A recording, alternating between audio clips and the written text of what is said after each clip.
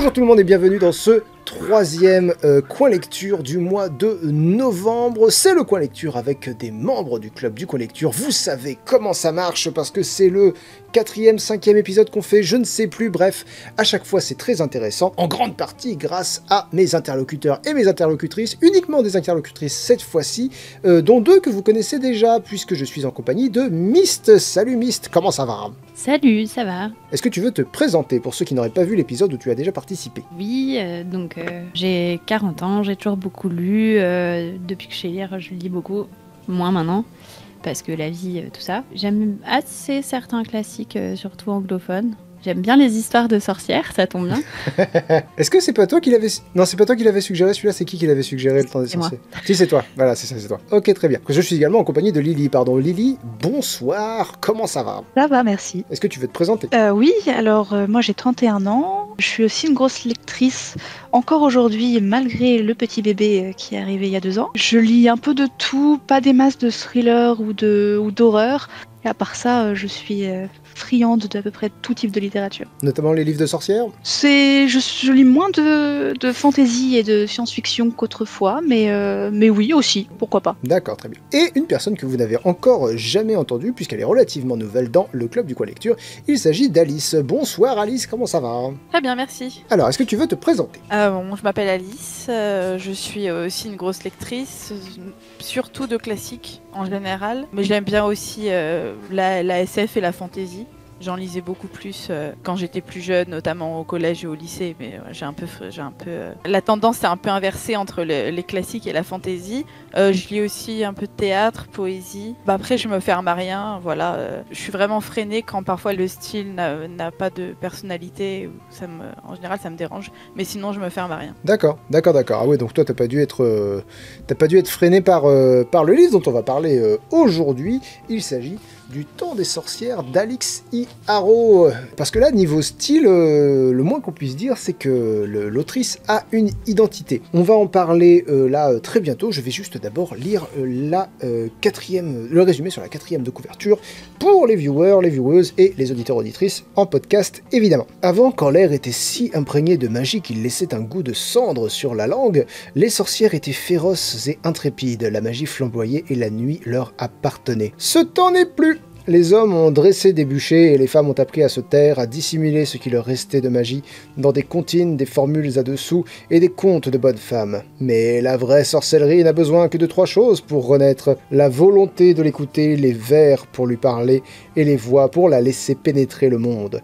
Car tout ce qui est important va par 3. Ainsi, des sœurs Eastwood, Bella, Agnès et Genièvre, mues par la colère, la peur et une pulsation écarlate qui ne demande qu'à revivre des dons qu'elles découvrent peu à peu. Il suffit pour cela de s'unir et d'y croire, de traquer tous les interstices où elles se dissimulent, car la magie c'est d'abord penser que chacun est libre d'agir même si le mal rôde.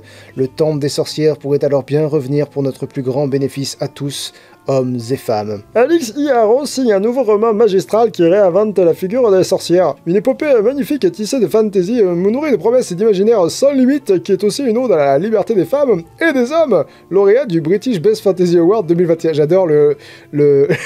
Ça fait 3 fois, mais rassurez-vous les hommes, c'est pas contre vous. Personnellement, je l'aurais pas pris contre moi de toute façon.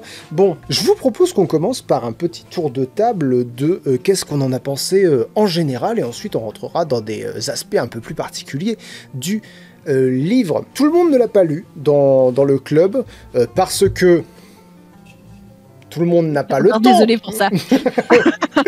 Parce qu'il faut savoir que donc Myst l'a suggéré, et quand il est arrivé, tout le monde a fait une réflexion genre waouh, ok, très bien. Sinon ça peut servir d'arme aussi. Le machin fait plus de 600 pages quand même. Et Myst disait oui mais moi je l'ai écouté en livre audio, je me suis pas rendu compte. Non, je l'avais lu en numérique. Ah d'accord, pardon. J'étais en vacances quand je l'avais lu la première fois. D'accord, oui, du coup, forcément, tu t'en es pas rendu compte non plus. Et donc, ouais, petit pavé, mais aussi plusieurs personnes, dans les gens qui sont passés dans l'émission, il y a notamment Morgane, plusieurs personnes ont pas été conquis par le style. Et en fait, c'est assez rigolo parce que c'est un livre qui a déclenché des avis très divers dans le club. Moi, ça a été surtout de la déception parce que je sens que le livre est meilleur que comment je l'ai reçu. J'ai pas été franchement transporté. Je vois qu'il est bien écrit, je vois que c'est maîtrisé, je vois que le propos est maîtrisé, que le sujet est important, l'intrigue est bien ficelée. Je vois que tout est en place.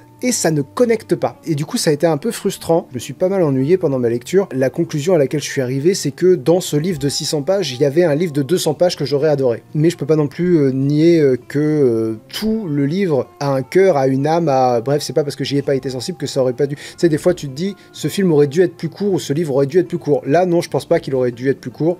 C'est juste que je pense qu'il y avait beaucoup de choses qui n'étaient pas pour moi. Et on va revenir dans le détail après. Alice, est-ce que tu veux nous donner ton avis d'une façon générale sur le livre? Alors, moi personnellement, c'est un livre qui m'a beaucoup touchée. J'avoue que quand je l'ai lu, je me suis moins concentrée sur l'aspect féministe, je pense qu'on va revenir dessus, mais qui est quand même important dans le livre, et ou sur les problématiques de la magie en général, parce que j'ai considéré ça plutôt comme l'habillage de l'histoire. Pour moi, le vrai cœur de l'histoire, c'est la relation entre les sœurs. C'est l'histoire de sœurs qui se sont abandonnées, qui doivent retrouver leur lien. C'est aussi un livre sur la maternité. Donc voilà, personnellement, quand je l'ai lu, je me suis plutôt blottie dans le fond de l'histoire. Et le reste, bon, pour la forme, voilà, je l'ai un peu regardé comme quelque chose de moins important, même si je l'ai lu attentivement. Et j'ai l'impression, effectivement, en voyant les réactions des autres membres du club, que j'étais une des seules à être sensible à la poésie de l'écriture, mais moi, ça m'a beaucoup plu, parce qu'il y a quelque chose d'un peu enfantin dans la manière dont la magie est présentée. Il se passe beaucoup par des comptines. Et comme voilà, il y a eu le thème des sœurs, de la maternité. Moi, j'ai des sœurs, donc je me suis un peu retrouvée dans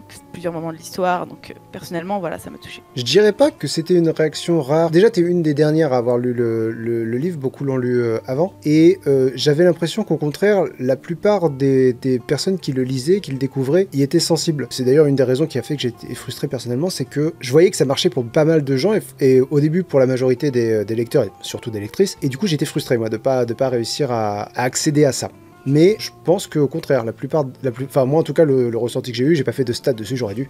Je pense que le ressenti que j'ai eu, c'est que que la plupart des gens ont été sensibles au style. Lily. Oui, j'ai eu une relation un peu irrégulière avec le livre, changeante, parce que je suis entrée avec un petit peu de réticence en me disant bon, une histoire de trois sœurs sorcières qui doivent se retrouver, ça parle pas de sorcellerie, ça parle de féminisme.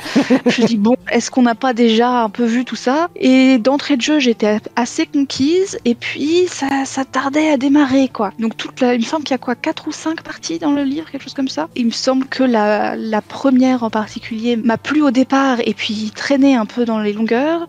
La deuxième, qui parlait particulièrement de maternité, moi c'est un sujet qui me touche beaucoup, m'a entraînée à fond, et la fin me paraissait rushée, quoi. Donc je sais pas trop où je me place, et par rapport au style en particulier, j'étais très sensible à la poésie du style, mais quelque part ça me rendait le fond, l'histoire elle-même, moins accessible, parce que je me rendais compte que je lisais des pages entières et que au bout d'un chapitre je me souvenais presque pas de ce qui s'était passé, comme si je m'étais concentrée que sur vraiment la forme pure, et que le fond j'étais passée à travers, quoi.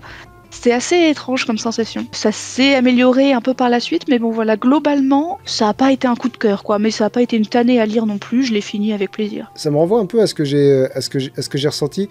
2 trucs que tu as dit. D'une part, ce côté un peu, des fois ça va plus, des fois ça t'accroche, des fois ça t'accroche plus. Ce que j'ai noté à un moment donné dans mes notes de lecture Goodreads, il y a 3 heures dans mes heures de lecture que j'ai vraiment beaucoup aimé, tu sais, où ça connecte super fort à des moments très précis où l'intrigue vraiment, j'allais dire sans flamme, c'est peut-être pas le bon mot du coup, ça parle de sorcière. À certains moments où l'intrigue s'emballe. Et autre chose que t'as dit, oui, sur le style, mais je réagirai à ce que je pense sur le style après, quand on aura entendu l'avis de Myst. Oui, donc c'est moi qui ai suggéré le livre. Je l'ai lu sûrement à peu près quand il est sorti, parce que j'avais déjà lu 2 livres de cette autrice avant, donc j'avais lu des livres plus récents. J'expliquerai plus tard pourquoi je dis ça. Et moi, je l'ai lu pendant un voyage au Japon dans les transports en commun, donc j'étais aussi dans un contexte où où j'étais disponible pour lire et puis pour être dedans. La seconde lecture là que j'ai pas terminée pour le club du coin lecture, elle a été un peu moins enthousiaste, mais je pense que c'est normal, ça fait pas très longtemps que je l'avais lu. Moi j'avais adoré le livre quand je l'ai lu. Je pense aussi que c'est un livre qui parle beaucoup d'expériences féminines pour des raisons évidentes. Donc c'est intéressant parce que à plusieurs moments je me suis fait la réflexion, est-ce que c'est parce que je suis un mec? Et la question elle est pas si vite répondue que ça. Disons que je pense que c'est moins facile. Enfin après il n'y a pas que moi, on est 3 filles donc. Voilà, peut-être que je dis des bêtises, mais je pense qu'effectivement, ça compte quand même ça. Enfin, je suis complètement confiante dans le fait que tu peux te projeter dans des expériences féminines, voilà, mais c'est vrai que peut-être que c'est moins facile de connecter si par ailleurs le style te parle pas, etc., quoi. Ouais, il y a aussi une humilité à avoir sur le fait que même si j'essaye d'être sensible à la cause féminine, à la cause féministe, de toute façon, je ne comprendrai jamais. T'as beau essayer de faire preuve de toute l'empathie que tu veux, je ne pourrai jamais me mettre à la place d'une femme. Jamais. Je peux essayer d'accepter, je peux essayer, j'essaye de vivre avec, je prends en compte, voilà. Mais comprendre, c'est un truc, même quand tu penses comprendre, vraiment, tu comprends pas. Tu comprends pas vraiment, tant que tu l'as pas vécu. Et je pense que Le Temps des sorcières est vraiment un roman de femmes, si ça veut dire quelque... Viens Poupou, par pitié, voilà. Je pense vraiment que c'est un roman de femmes, c'est un roman qui parle de femmes et qui s'adresse aux femmes. Alors, il y a des hommes, hein, c'est pas un roman misandre du tout, c'est vraiment pas ce que je dis, parce qu'il y a des hommes qui ont leur place, qui ont... tous les hommes sont pas méchants, toutes les femmes sont pas gentilles, enfin c'est loin d'être bête comme ça, enfin en tout cas d'être... c'est quoi le mot? Manichéen. Manichéen, merci. C'est loin d'être manichéen, mais ce que je veux dire, c'est que je pense qu'il y a une sensibilité qui va plus parler à des lectrices qu'à des lecteurs. Je pense. Je pense aussi, oui. En plus, comme disait Lily, ça parle de maternité aussi. Oui. Et c'est quelque chose qui est quand même... tu vois, la paternité et la maternité, j'ai tendance à penser que c'est quand même pas du tout la même expérience, quoi. Ouais, non, mais ça, il y a pas photo. Ne serait-ce que parce que la grossesse, ne serait-ce que parce que... Enfin, voilà, il y a des choses qu'on ne peut pas comprendre. Qu'on peut simplement pas comprendre. Il y a quand même toute une partie qui est sur la relation entre sœurs. Bon, et je suppose qu'une relation entre frères, enfin... Je sais pas si ça doit être à peu près pareil. Là, pour le coup, c'est pas un truc purement féminin d'avoir des difficultés relationnelles avec ses frères. Bah, quand on voit ce qui leur arrive aux sœurs, et quand on voit les raisons pour lesquelles elles se perdent et elles se retrouvent, et à chaque fois, c'est des raisons qui seraient très difficiles à transcrire si ça avait été des frères. On peut pas en parler sans spoiler, parce que c'est un livre dans lequel il se passe vraiment beaucoup de choses. Quand l'une d'elles tombe enceinte et qu'elle croit qu'une autre l'a dénoncée alors qu'en fait pas du tout, c'est des problématiques qu'il n'y aura jamais entre frères. Maintenant, avoir des problèmes entre frères, se perdre de vue, se retrouver, c'est des trucs qui peuvent exister. Mais elles sont sœurs au-delà d'être les enfants des mêmes parents. Leur père était abusif envers elles d'une façon qu'il n'aurait pas pu l'être envers des frères, envers des fils. Bref, tout est vraiment construit autour de... Ouais, on va directement aborder ce point-là parce que je pense que c'est un point qui pour moi est quand même un petit peu un défaut. Un petit peu un défaut, c'est que le sous-texte féministe est vraiment... Mais bon, j'ai même pas envie de parler de sous-texte parce qu'on est vraiment genre ça en dessous du texte, quoi. C'est extrêmement clair. Ce qui pourrait ne pas être un défaut, c'est juste que je veux dire, il y a carrément une des sœurs, la plus jeune, Geneviève, qui rejoint les suffragettes. T'es là, bah si tu vas parler de suffragettes, me parle pas de sorcellerie. Si tu veux me parler de féminisme, parle-moi de féminisme, je sais pas. Et ça, c'est un truc sur lequel je vais souvent revenir, c'est que il y a beaucoup d'éléments qui empiètent sur la métaphore, et régulièrement, et sur différents aspects de la métaphore. Parce que du coup, tout le bouquin est une métaphore. Alors, l'allégorie sorcellerie, féminisme, c'est pas 9-9, mais en même temps, c'est très à propos, donc aucun problème. C'est juste... ouais, ça faisait super bizarre que ce soit aussi évident, quoi. C'est ce que je voulais dire tout à l'heure quand je disais que j'avais lu d'autres livres de l'autrice avant. J'ai lu des livres qui sont des adaptations modernes des contes. Donc il y a Éclat dormant et Éclat miroitant qui sont respectivement La Belle au bois dormant et Blanche-Neige, mais c'est la même héroïne dans les deux cas. Ils sont plus récents, mais dedans, elle parle de féminisme en mettant le mot féminisme et en parlant des théories de féminisme, du féminisme et de notions comme ça qui sont étudiées par les féministes. Et l'autrice, si je dis pas de bêtises, elle a fait un peu des études de genre et vis-à-vis de l'histoire et du folklore. Donc tu vois, elle est vraiment dans dans son élément. Et du coup, l'héroïne des 2 autres livres, elle a étudié ça, quoi. Et elle parle des courants du féminisme et tout. Donc pour moi, c'était... Enfin, tu vois, j'avais l'habitude qu'elle parle de féminisme et elle assume qu'elle parle de féminisme. Et c'est moins le cas dans Le Temps des sorcières. Mais bon, moi, du coup, j'étais pas surprise en lisant. Ça m'a pas choquée, quoi. Je savais où j'allais. Ouais, je comprends. Ce que je trouvais perturbant, moi, c'est qu'on sait pas... Enfin, la magie est censée être plus ou moins secrète. Et en fait, elle est omniprésente. Et du coup, je trouve que là, effectivement, ça sape un peu le fond féministe, parce qu'on se dit, si c'est aussi ouvert finalement, et que tout le monde semble le connaître, même l'antagoniste principal fait de la magie. Donc quoi, le féminisme est partout? Est-ce qu'on doit faire un parallèle direct entre magie et féminisme? Ou est-ce que c'est un... Enfin voilà, j'étais un peu perturbée dans tous ces niveaux-là, où je me disais... Je ne sais pas trop ce qu'on essaye de me dire, en fait. On dirait qu'elles essayent de faire revenir une magie qui, en fait, est déjà très, très présente, quoi. C'est ça. Moi, je pense que c'est pas... J'ai pas l'impression que la sorcellerie ou la magie, ce soit l'allégorie du féminisme. Je pense que c'est l'allégorie plutôt du pouvoir, et que les femmes avaient du pouvoir, avaient un pouvoir, ont un pouvoir, et qu'on a essayé de le leur retirer, parce que dans le livre, les hommes aussi font de la magie. Et on sépare ça en magie d'homme et en magie de femme, mais alors qu'en fait on se rend compte qu'ils peuvent tous les deux pratiquer les deux. Donc en fait je pense que la magie c'est juste une histoire de pouvoir et de capacité, et non pas une histoire de féminisme. C'est-à-dire que pour moi la société voudrait dire il y a des choses que les hommes peuvent faire et pas les femmes, et vice versa, et en fait on montre que non, et que les femmes peuvent avoir du pouvoir. Sauf que la magie d'homme semble être elle aussi un petit peu honteuse, parce que le seul personnage qu'on voit en faire, à part l'antagoniste, c'est, je ne me souviens plus de son nom, d'autant plus que je l'ai lu en anglais, donc j'ai pas les bons noms. Le seul personnage masculin quasiment... Comment ? Gideon Hill, non ?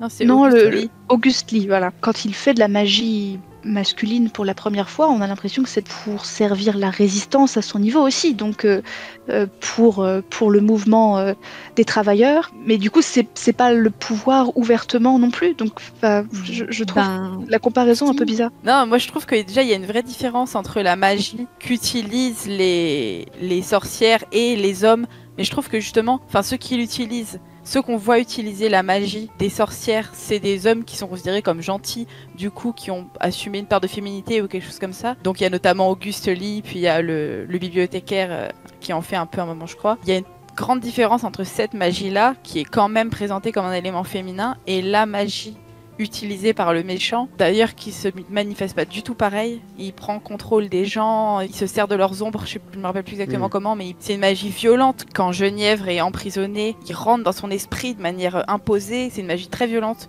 donc, qui pour moi est très différente de la magie pratiquée par les autres personnages, qui est une magie à base de comptines, de petites actions qu'on va faire, ou d'objets, etc. Et oui, je suis assez d'accord avec ce que disait Lily sur le fait que c'est considéré comme un pouvoir, et que donc pour les femmes c'est interdit, notamment le parallèle avec les suffragettes.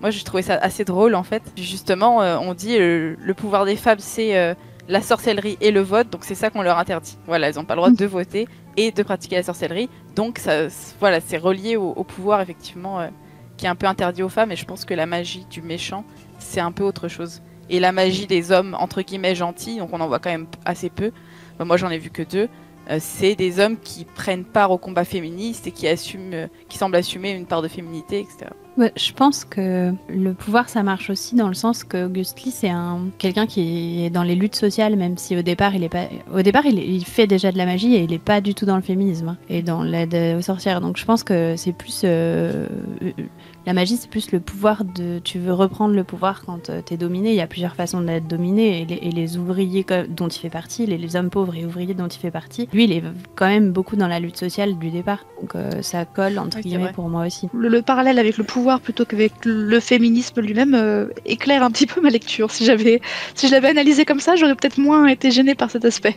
Eh ben pareil, surtout que du coup c'est effectivement, quand on compare les deux formes de magie qu'on peut lire dans le livre, livre, qui sont pas très différentes, mais qui sont différentes dans la façon dont elles sont décrites. C'est un pouvoir et un contre-pouvoir. C'est-à-dire que le contre-pouvoir, c'est le pouvoir qu'on a décrit comme féminin, mais si on pense pouvoir féminin, on va se dire mais pourquoi Auguste Lee, enfin pourquoi les personnages qui sont des alliés quoi, finalement du féminisme peuvent le manipuler. Et en fait, si tu penses contre-pouvoir, si tu penses pouvoir des opprimés et pouvoir que les opprimés peuvent se réapproprier. Donc voilà, pour moi, il y a cette magie-là.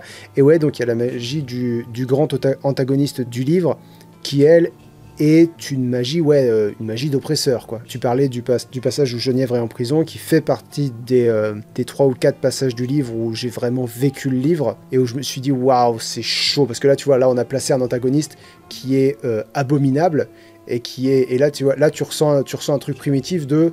Lui, faut qu'il perde à la fin. Lui, il faut qu'il meure. C'est pas possible. Donc ouais.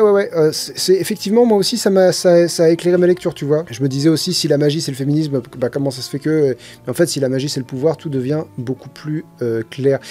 Ça va être comme la conjuration des imbéciles. Je vais me rendre compte en tournant le coin lecture que j'ai rien compris au bouquin et que du coup c'est toujours là quand tu comprends pas les bouquins. ouais, c'est terrible. Si je puis me permettre d'être complètement honnête, moi je suis une lectrice beaucoup plus naïve que vous. Quand je lis et je me suis pas dit tiens, de quoi est-ce que la magie est le symbole quand je lisais. Moi j'aime bien la magie dans les livres, ça m'a suffi, et c'est en discutant avec les membres du coin lecture qui disent... Enfin, c'est en ayant cette discussion que je me dis, moi j'ai pas compris la magie comme étant un symbole du féminisme. Donc, c'est pas... C'est tout l'avantage d'un club, c'est qu'on échange les avis et qu'on repart tous grandis de l'avis des autres. Donc ouais, non, c'est très pertinent et ça apporte une lecture qui est beaucoup plus pertinente. Tant pis, il a dit 2 fois pertinente. Mais du coup, dans cette même veine, si tu me permets de faire une sorte de transition, Lynx, qu'est-ce que vous faites de l'Uchronie? Parce que dans cette vision du coup de la magie représente le pouvoir et permet aux personnes opprimées de regagner du pouvoir, pourquoi est-ce que tous les noms d'auteurs classiques dans le bouquin sont remplacés par des noms féminins? Alors ça je l'ai. Pourquoi Homer et Hortense, je sais plus, enfin ça. Ouais, ça je l'ai parce que ça m'a gonflé et du coup j'ai cherché, alors je vais replacer la problématique pour les auditeurs, les auditrices. Dans le livre, c'est une uchronie, mais c'est une uchronie extrêmement douce. Alors ceux qui savent pas ce que c'est une uchronie, c'est notre monde, mais quelque chose a changé à un moment donné, et du coup c'est plus notre monde tout à fait. Genre écrire un bouquin sur les avions sont jamais rentrés dans les tours jumelles, voilà, pouf, t'écris une uchronie. Là, l'uchronie, c'est notre monde, mais la sorcellerie a existé. Et existe encore. Voilà. Mais c'est notre monde. Il y a les suffragettes, il y a des... Enfin voilà, c'est clairement notre monde, mais le fantastique existe un peu. Et, en plus du fantastique existe un peu, tous les noms d'auteurs classiques ont été féminisés. On a Charlotte Perrault, on a les Sœurs Grimm. Et moi, le moment où j'ai arrêté, c'est les enquêtes policières de Miss Doyle. Et là, je me suis dit non. Autant, alors, les livres de contes, je veux bien, d'accord, les livres de contes ont été féminisés parce que ce sont les femmes qui essaient de se faire passer de la magie secrète dans les contes. Je peux entendre et pourquoi pas.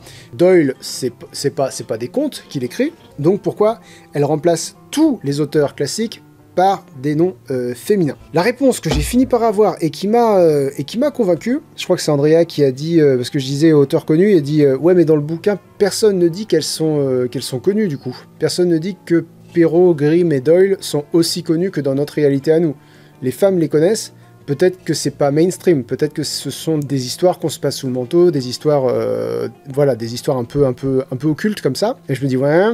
D'accord. Et l'autre argument que j'ai fini par intégrer et que j'ai bien, qui m'a convaincu, c'est si ces livres avaient été écrits par des femmes, est-ce qu'ils auraient eu le même rayonnement? Le livre ne dit jamais si les livres de contes, les aventures de Sherlock, etc., sont connus ou pas dans le monde. Donc on peut pas être sûr à 100% de cette explication. Surtout que c'est la bibliothécaire qui en parle, donc elle est à fond dedans, donc on peut supposer que c'est possible que si elle le connaît, ça ne veut pas nécessairement dire que tout le monde dans le monde les connaît, quoi. Voilà, et c'était un clin d'œil, ouais, c'est ça. Et c'est un clin d'œil de l'autrice, en fait, l'autrice c'est Alix Iaro, qui nous dit, ouais, si ça avait été écrit par des femmes, peut-être que seules les femmes en parleraient. Et là, je me dis, d'accord, ok, je vois, on peut continuer, parce que moi, ça m'a vraiment gonflé au point que non, je comprends pas. Il y a un choix conscient qui a été fait, qui me paraît genre, un tout petit détail, genre comme si tous les noms commençaient par une voyelle. Et je lui dis non, j'ai besoin d'une explication parce que c'est pas possible. C'est pas possible. Ça va me rendre fou. J'ai besoin de comprendre. Lynx, est-ce que tu voulais qu'on fasse sur un... Parce que tu penses que la 4e de couverture suffit à comprendre la trame du bouquin? Parce que je me rends compte là qu'on n'a pas parlé des 3 sœurs, par exemple, pas expliqué qui elles étaient, on s'en fiche? C'est pas qu'on s'en fiche, on peut... En fait, le livre est extrêmement long et de toute façon, on ne pourra pas revenir sur beaucoup d'éléments de l'intrigue sans spoiler, en fait. Par contre, là où tu as raison, c'est qu'en effet, on peut parler des 3 sœurs, des trois protagonistes, d'autant que je pense qu'il y a des choses très intéressantes à en dire, notamment en termes de qualités qui sont aussi des défauts, mais qui sont aussi des qualités. Alors, les 3 sœurs sont clairement les archétypes assumés des sorcières de conte.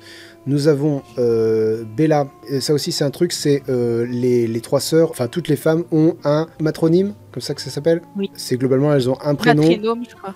Matrinôme. Donc les 3 sœurs ont donc un prénom par lequel elles sont rarement appelées, sauf Agnès, bizarrement, effectivement, j'étais en train de me dire Agnès, son prénom vient plus facilement que son matronyme ou matrinôme. Elles ont un prénom, un matrinôme ou matronyme et un nom de famille. L'aînée s'appelle Béatrice Belladone.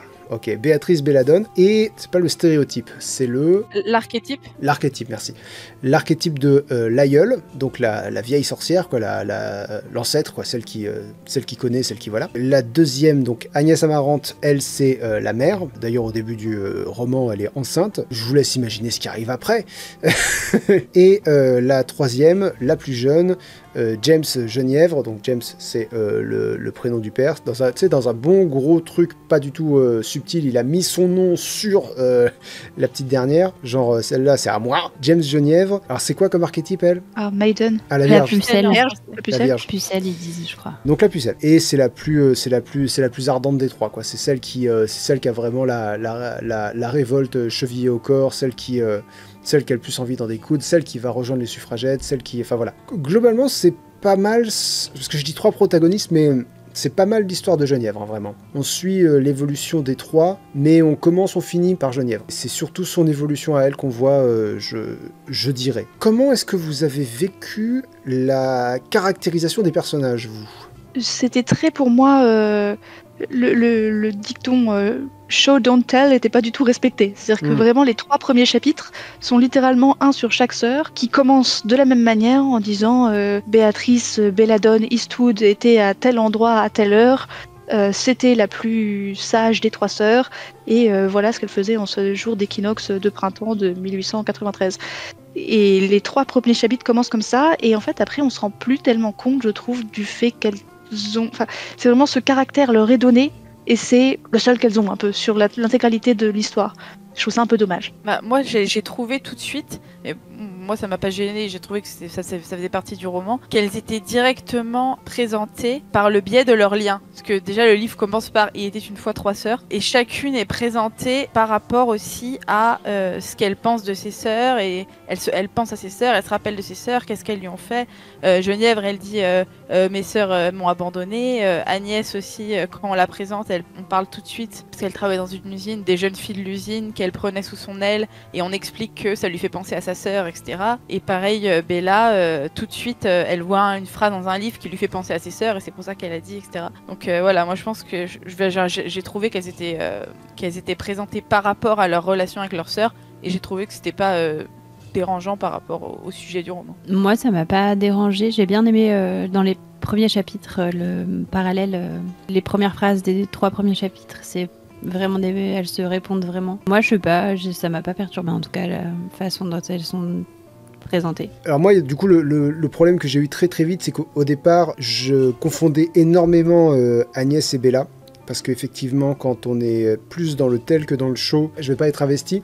Genièvre, dès le départ, elle agit. Dès le départ, tu peux difficilement la confondre avec les 2 autres. Alors que quand même, il y en a une des 2 qui est enceinte, quoi. C'est pas anecdotique. Mais à chaque fois, alors attends, c'est laquelle? Parce qu'en plus, comme on les appelle assez indifféremment au début par leur prénom ou par leur matrinôme ou matronyme, voilà. Bah moi, ça fait 6 noms à retenir et ça, c'est pas possible. Déjà 2 noms à retenir, c'est compliqué. 6, faut arrêter. 6 pour 3 personnages, c'est pas possible. Mais là où c'est bien fait, cette caractérisation qui est très archétypale, typique ou archétypal, c'est la caractérisation des contes en fait. Et le livre est un énorme conte. Et du coup, ce qui pourrait être un défaut pour un roman, en fait, c'est pas un défaut parce que c'est censé, tu sens que c'est pensé, tu sens que c'est voulu, c'est assumé. Elles ont pas beaucoup plus de traits que l'aïeul, la mère et la pucelle parce que c'est comme ça dans les contes. Et du coup, ça me donne une transition toute trouvée pour parler du style. Et alors, le style, autant j'ai constaté qu'il était très travaillé, c'est-à-dire qu'il y a vraiment des effets de style très chouettes, genre, ouais, on dit au début les rappels au début de chapitre. Bah attendez, hop, et c'est là qu'on lit un extrait, tout simplement. J'allais paraphraser, mais inutile. Déjà, les noms des chapitres, c'est pas tant des noms en fait. Au début des chapitres, il y a des comptines et la façon dont la magie pourrait fonctionner. Sous le chapitre 1, c'est « Elle tisse une toile enchevêtrée lorsqu'elle désire sa proie trompée ». Donc ça, c'est en italique et en grand, donc c'est 2 vers. Et en dessous, un sort pour distraire et consterner qui requiert une toile d'araignée ramassée à la pleine lune et un doigt piqué.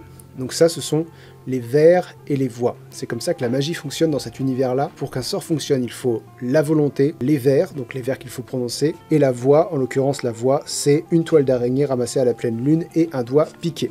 Ne faites pas ça chez vous, les enfants, évidemment. Un autre chapitre pris au hasard, les vers. Adieu petit bruant, maman chasse dans le vent, et en dessous, un sort pour mettre fin à ce qui n'a pas encore commencé, qui requiert de la menthe Pouliot et des regrets.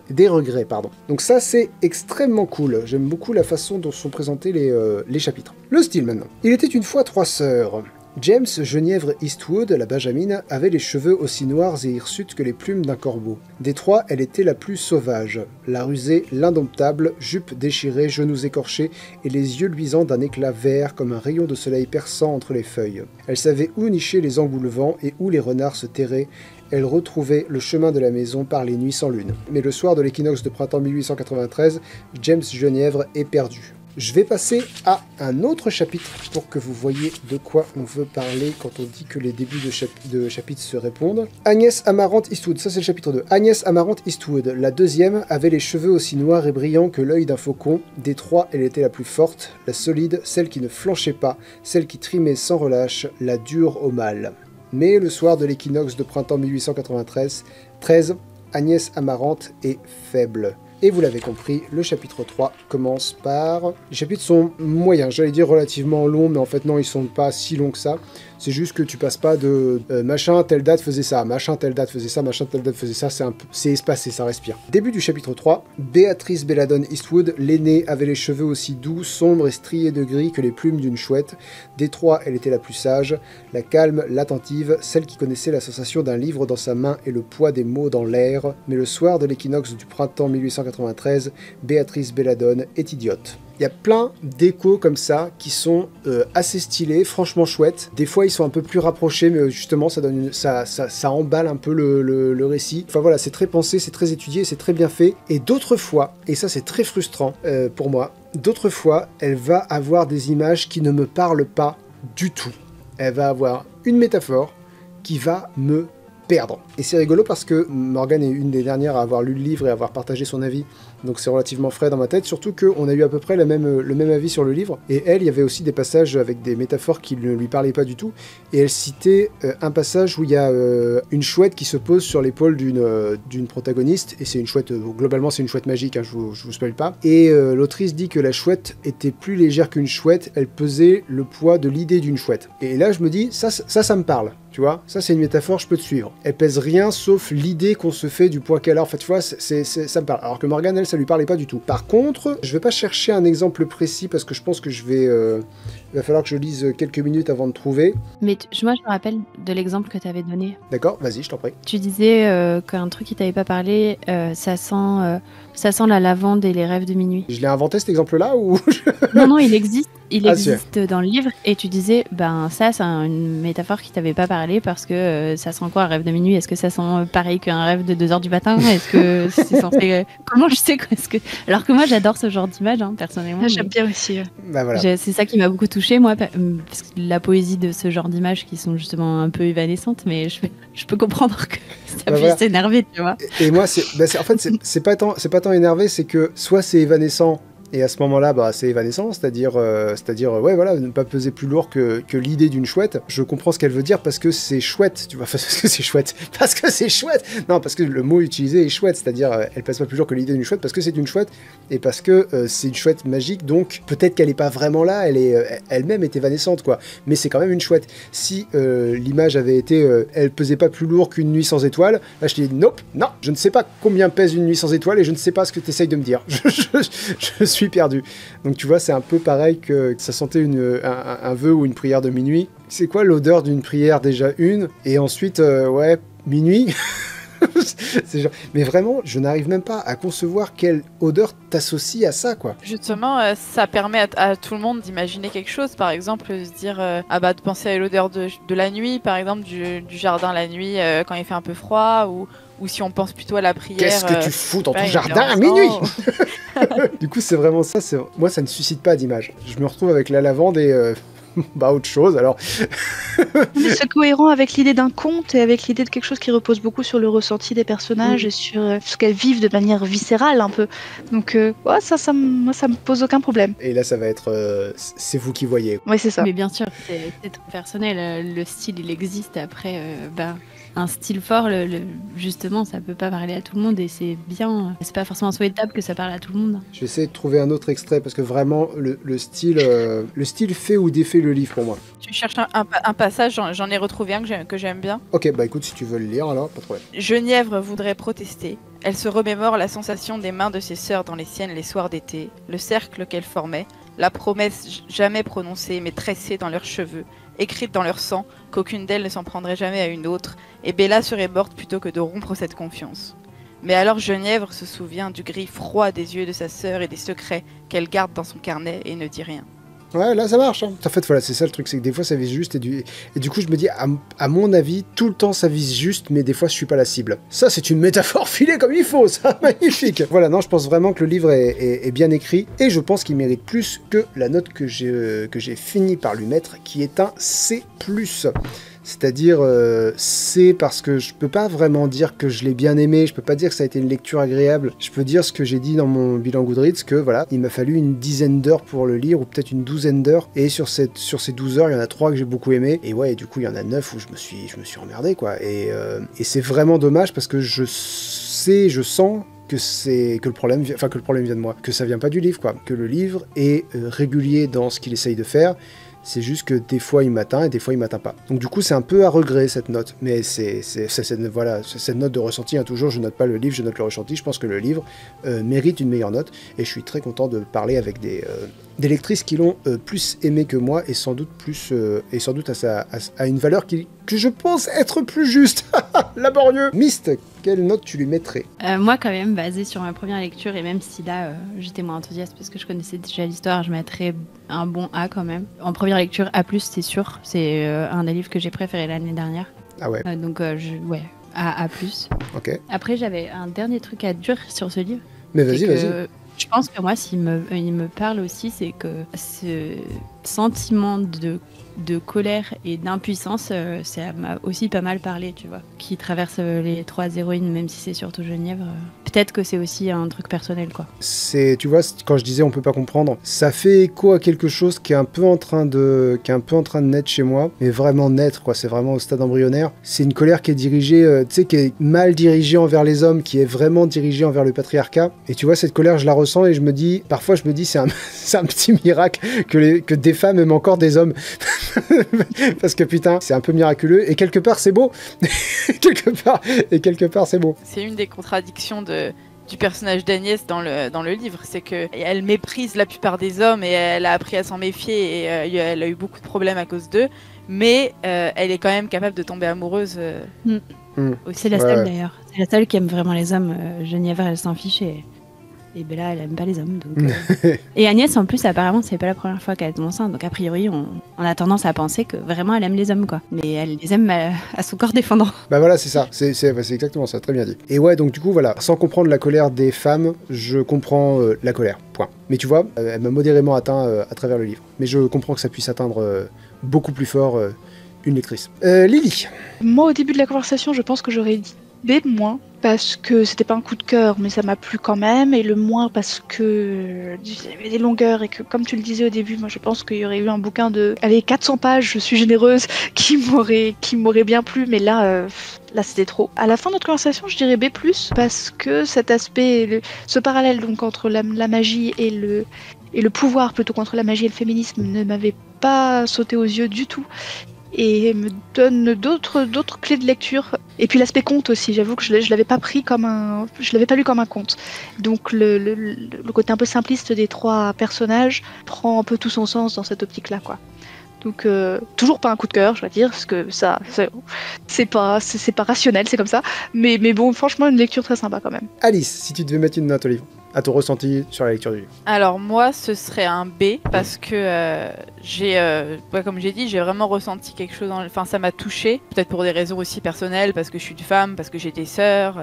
J'ai beaucoup aimé le personnage d'Agnès, qui représente la mère. Certaines choses qu'elle fait sont vues comme de la lâcheté ou de l'égoïsme, alors qu'elle veut protéger son enfant. Enfin, voilà, ça c'est. Il y a plein de questions qui m'ont beaucoup touchée. Je mets pas plus parce que, même si, bon, voilà, je l'ai pris comme un conte tout de suite et j'ai bien aimé la poésie du style. Après, bien sûr, voilà, on n'est pas sur un chef-d'œuvre. Enfin, je trouve qu'on n'est pas sur un chef-d'œuvre de la littérature. Et j'ai eu un peu de mal avec la fin, notamment où. Donc moi, comme j'ai déjà dit, ce que j'ai bien aimé, c'est notamment la relation entre les sœurs, voilà, et l'aspect poétique, etc. Alors que à partir, je dirais, de la moitié de la 3e partie, on est beaucoup plus sur la technicité du fantastique. À la fin, il y a toute une partie qui est, je vais pas spoiler, mais qui est consacrée à un rituel très complexe qui parle beaucoup plus de magie et moins, je trouve, des relations. Voilà, donc j'ai un peu décroché à la fin, mais sinon voilà, ça restait une lecture agréable. Il y a plein de moments qui m'ont touché. C'est marrant, moi, parce que moi la fin, c'est vraiment un de mes passages préférés, un passage qui m'a vraiment marqué, parce que on donne une profondeur très bienvenue à l'antagoniste. Jusque là, c'était vraiment le symbole du patriarcat, l'oppresseur qui écrase et qui manipule et qui voilà. Le tout petit peu de lore, le tout petit peu de backstory qu'on a eu sur lui à la toute fin, ça apporte un éclairage très différent sur tout ce qu'il fait, sur qui il est, sur pourquoi, sur aussi la portée de son empire du mal, quoi, sur ce qu'il a fait, ce qu'il est prêt à faire. T'avais déjà l'impression que c'était un Dark Overlord et tu te rends compte qu'il a encore une autre dimension. Enfin, voilà, moi ça fait partie de mes passages préférés du livre. La résolution aussi de l'histoire de Genièvre, enfin, il y a plein de choses que j'ai vraiment beaucoup aimé à la fin. Mais bon, bah ça, c'est chacun son point de vue. Est-ce que vous avez quelque chose à ajouter, mesdames? Non, je crois pas, moi. Bah, moi, j'ai bien aimé la magie, je pense qu'on en a déjà parlé, mais oui, le fait, les vers et les voix, ça fait... c'est quelque chose de classique et simple. J'ai l'impression que, comme si on pouvait le reproduire chez soi. En fait, bon, à part pour le fait de se piquer, il arrête pas de se piquer les doigts. Ça, c'est un truc que t'as dit. Mais je suis désolé, je vais prendre un truc copie, parce que je suis pas d'accord. Je me permets de ne pas être d'accord. Je me rappelle très bien qu'il y a un passage, je sais plus où c'est, mais où toutes les sorcières, enfin le club des sorcières font un sort un peu compliqué et ils disent, il y a une phrase du style et elles avaient les doigts bleus à force de les piquer, enfin un truc comme ça. Et moi j'étais là, mais ça fait mal. En tout cas c'est possible, c'est pas des éléments magiques impossibles à trouver comme par exemple dans Harry Potter ou des choses comme ça. Là on a un C'est sort pas du sang de licorne, quoi. Là on a un sort qui requiert des étoiles et des entailles. Si c'est des étoiles au ciel, ça va, tu vois. Ouais, d'accord. Ah oui, d'accord, faut le faire dans un sur Dans une nuit étoilée. Oui. Oui, alors, je me rappelle pas de ça, mais Il y a aussi beaucoup de voix qui sont les trucs du genre un espoir déçu ou un souhait, un rêve inachevé, enfin plein de trucs comme ça. Là, on a une couronne de fer froid. Il y en a aussi, t'as l'impression que la magie, c'est quasiment la médecine, en fait, parce que il me semble qu'il y a un sort, on suppose que c'est pour l'avortement, en quelque sorte, et en fait, Oui, ils ont besoin de plantes abortives, quoi. Donc, oui, d'accord. Oui, Effectivement. il y a un petit côté, homéopathie. les sorcières historiques qui ont été condamnées, certaines c'était des sages-femmes en fait, tout simplement, qui pratiquaient des avortements, donc c'est cohérent, j'imagine. mais- J'ai vu un sort contre les brûlures qui requiert de l'eau claire et une volonté sans faille. Bon, je conseillerais plutôt la biafie, mais sinon, l'eau claire et la volonté sans faille, ça peut fonctionner. J'ai pas envie de brûler du tout.